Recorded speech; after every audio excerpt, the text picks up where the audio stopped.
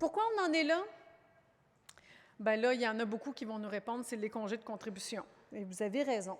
On va se souvenir des congés de cotisation en raison des règles fiscales qui limitaient les surplus à 10 %. Qu'est-ce qu'on a fait à ce moment-là, dans les périodes de vaches grasses? Qu'est-ce qu'on a fait? Donc, on a amélioré nos régimes souvent pour utiliser les surplus. Pour nous, on était tout à fait en désaccord avec le fait que l'employeur s'octroie les congés de contribution. Donc, on se disait, on va plutôt améliorer nos régimes. On a pris des congés de contribution. Moi, je sais, je viens d'Hydro-Québec. Pendant de nombreuses années, je n'ai pas contribué à mon régime de retraite.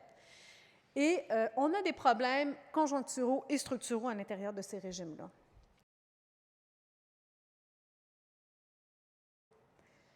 Bien, on est dans une période où les rendements des taux d'intérêt sont très bas.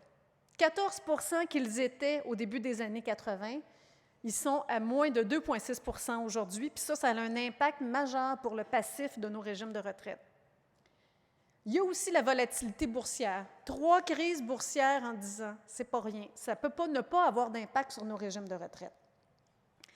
Ce qui a comme conséquence, qui a entraîné comme conséquence que la solvabilité de nos régimes présentement, elle est vraiment inquiétante. C'est quoi la solvabilité?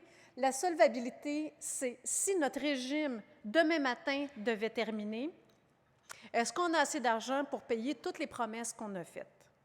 Et la réponse, présentement, c'est non pour la très, très grande majorité des régimes.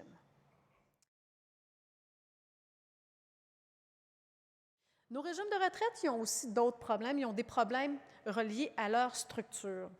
Nos régimes sont matures.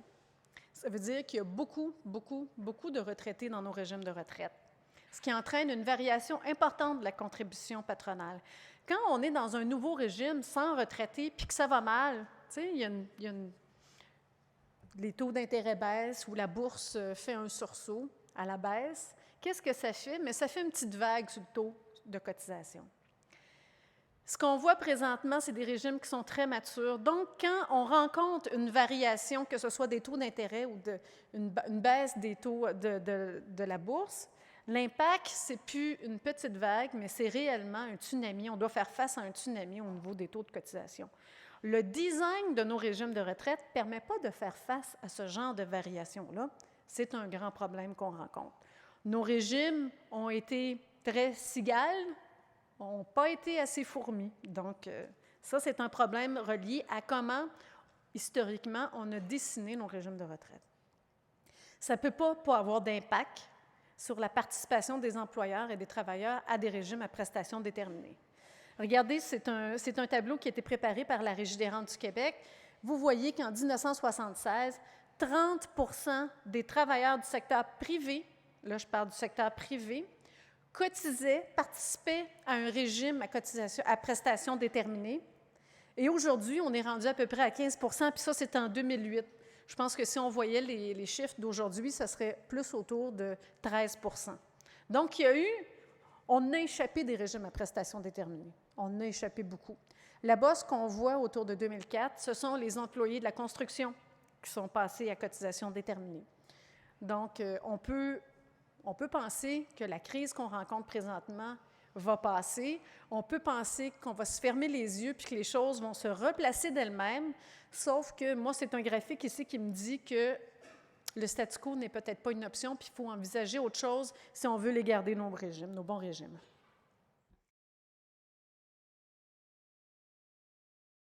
Ce qu'on doit viser, c'est la stabilité des cotisations.